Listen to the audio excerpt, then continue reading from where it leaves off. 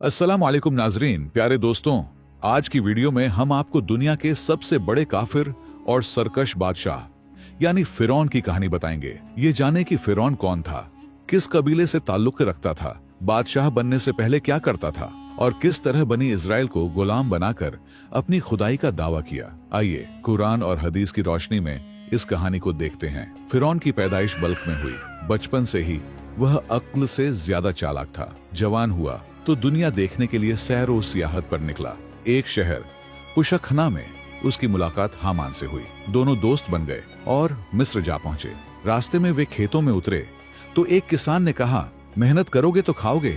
वहां फिरौन को पहली बार तिजारत का मौका मिला। उसे खरबूजे बेचने को दिए गए। फिरौन ने एक नया तरीका अपनाया, चीज उधार बेच दो और बाद में कीमत वसूल करो। लोगों ने खरीदारी की, पैसे भी दिए और फिरौन को नफा हुआ। यह चालाकी हमेशा के लिए उसके दिमाग में बैठ गई। मिस्र पहुंचकर वह बादशाह से मिला और कहा, मैं गरीब हूं, मुझे कोई काम दे दो। बादशाह ने उसे कब्रिस्तान का दारोगा बना दिया। किस्मत का खेल देखो, कुछ अरसे बाद मिस्र में वबा फैल गई और रोजाना सैकड़ों लोग मरने लगे। फिरौन ने हर मैयत के वारिस से 1 दिरहम लेना शुरू किया। यूं थोड़े ही दिनों में वह मालदार हो गया। रिश्वत देकर उसने पूरे शहर की दारोगाई भी अपने कब्जे में कर ली। वक्त गुजरा, वजीर मिस्र का इंतकाल हो गया। बादशाह ने फिरौन को नया वजीर मुकर्रर कर दिया। अब दौलत और ताकत दोनों मिल गईं।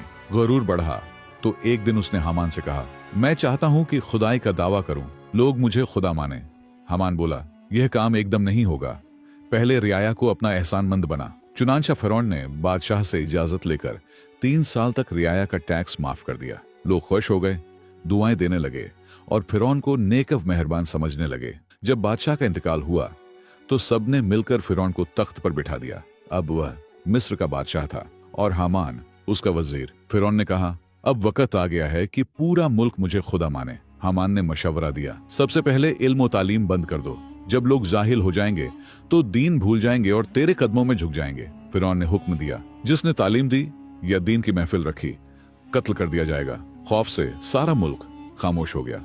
तालीम खत्म हो गई, लोग दीन भूल गए और बुत परस्ती में पड़ गए। फिर एक दिन फिरौन ने ऐलान किया, मैं हूं तुम्हारा सबसे बड़ा रब। रियाया के अक्सर लोग उसके आगे झुक गए, मगर एक कौम बनी इजराइल थी जो अब भी हजरत यूसुफ अलैहिस्सलाम के दीन पर कायम थी। फिरौन उन पर जुल्म ढाने लगा, उन्हें जलील कामों पर लगाया, औरतों तक से खिदमत ली, लेकिन वे सब्र करते और अल्लाह को पुकारते रहे। इसी दौरान फिरौन ने बनी इजराइल की एक निहायत नेक और हसीन औरत से निकाह किया। उनका नाम था बीबी आसिया रजी अल्लाहु अन्हा। वह अपने दीन पर मजबूती से कायम रही और अल्लाह की वालिया बन गई। रसूलुल्लाह सल्लल्लाहु अलैहि वसल्लम ने उन्हें जन्नती औरतों में शुमार किया। दोस्तों, यही वह फिरौन था जिसने खुदाई का दावा किया, लेकिन अल्लाह रब्बुल इज्जत ने आखिरकार उसे समुंदर में गर्क कर दिया और कयामत तक के लिए इबरत बना दिया।